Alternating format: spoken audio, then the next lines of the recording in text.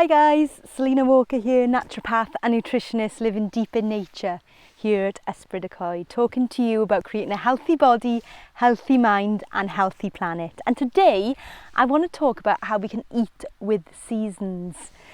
Now I'm here in our veg garden and it's really making me think more about eating with the seasons. Yes, I love certain foods that I will never be able to grow here and I'm not going to commit to never eating them again, but the more I can eat with the seasons, not only is it better for the land, it's better for the earth, but it's also better for me. You know, there's a delicious saying that we should eat above the earth in the summer and below the earth in the winter. And I know that's not exactly true for everything, but it's a good rule, if you know a better word, to go by really.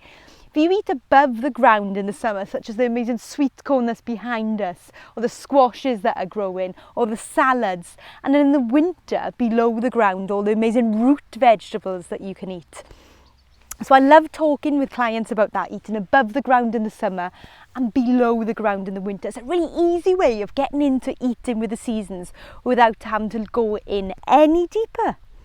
And why do we want to eat with the seasons? Well, it saves loads of money. If you go to a good veg garden shop, and what I mean by that is the supermarkets buffer a lot of the prices. So it's hard to know really if things are in season. They will be more expensive, but if you go to a food shop that is run by a farm or a local greengrocers, you will notice how much the price fluctuates. You know, things like a courgette can go from in season being as low as £1.50 a kilo up to £4.50 a kilo out of season, and if where they're coming from is struggling. So you want to eat with the seasons because it saves you money. Other reasons for eating with the seasons is to support your local economy. Buy from local farmers. Ask your farmers, do they grow organically? A lot of them might not be certified, but a lot of them will be really honest and open to you about what chemicals they do use, if they do use any. And then you can choose to eat locally, because if you eat from the local land, it's got the nutrients that are in the land for you.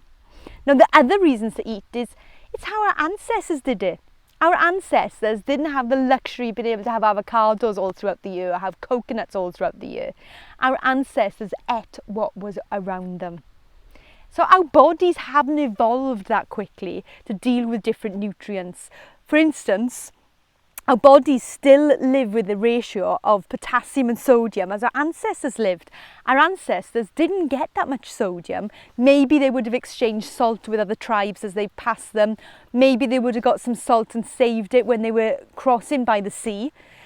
But they had loads of potassium, you know, from all the broths they might have brewed, from all the vegetables, from all the anything they would have foraged would have had potassium. So bodies have evolved to let go of potassium liberally and hold on to sodium. But the problem is these days is that has completely changed. We eat loads and loads of sodium through a lot of table salt, and we don't eat that much potassium because people generally don't eat enough vegetables. But our bodies haven't evolved for that change yet. And it's the same with every way that we eat. We want to eat seasonally because it's how our ancestors ate food. It's what our bodies know deep down. Now, other reasons, well, it creates a varied diet. I'm here in my veg garden, and throughout the summer, every week there's something new coming in. Even in the winter, you know, there's different things coming in, but you can have a varied diet. All those delicious colours that are created by the plant world are the phytonutrients that feed our body. That's why I always say eat a rainbow. You know, if you were someone that always eats the same food, always gets the same food every week, then your body isn't having a good varied diet. If you eat seasonally, it allows you to eat a varied diet. It's better for the environment because you're not flying in green beans that have been grown in a country that has water ripped from the locals so it can grow your green beans. It means you can get excited about food. You can get excited about it's coming up to Christmas and the clementines and the pomegranates are there. You can get excited when the strawberries first appear. You can get excited when the sweet corn first comes into the shop. It's all about getting that connection back to the food that you eat and the soil that is in your area. And if we eat locally, then a lot of the time it means that foods have been naturally ripened. You know, a lot of the time we're eating food that's not naturally ripened. We may be eating bananas in countries where bananas don't grow, but a lot of the time those bananas arrive in a very green state and are artificially ripened. In fact, many of the foods are, and that means that the full nutrient content that should be there simply isn't there. But if you were a grower and you have tasted food straight from the plot, you know that flavour is much stronger. You know, take a lettuce for instance. So many of the nutrients break down within 24 hours. That delicious white juice that is in the lettuce, that is brimming with good stuff, is great for mental health. Not so much there after 24 hours. So you want to eat as close to the source of the food as possible. You want to have it organically grown so your food isn't being plastered with chemicals, because do you know what? Those chemicals, those pesticides that are there to kill the insects are gradually killing us. And the other thing is a lot of the foods that come from different countries go through a process called irradiation, which is basically very similar to zapping them in a microwave, and that is for longer shelf life. Have you ever bought, say, blueberries and they've reached the back of the fridge, that back of beyond, and suddenly you find them weeks and weeks and weeks later? You get them out and you think, wow, they look okay, they taste okay. Is that right? We should be eating food that goes off. We should be eating food that composts down. If food lasts for weeks, fresh food, that is simply not right. There is something on that food that's making it last like that. So I'm going to leave you with 3 things to focus on.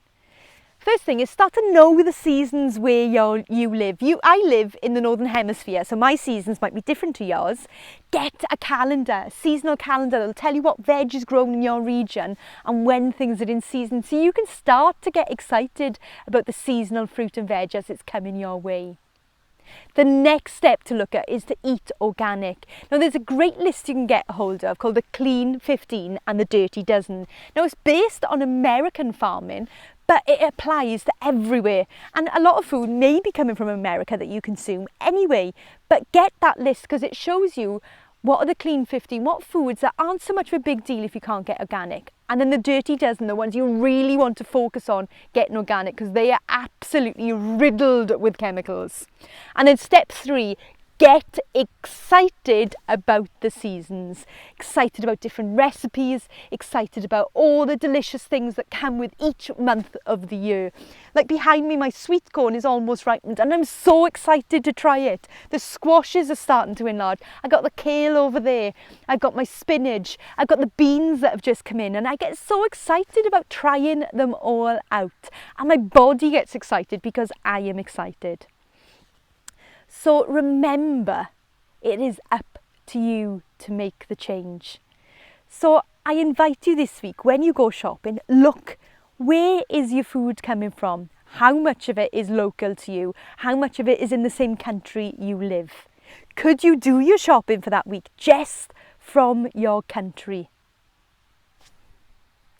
Check it out.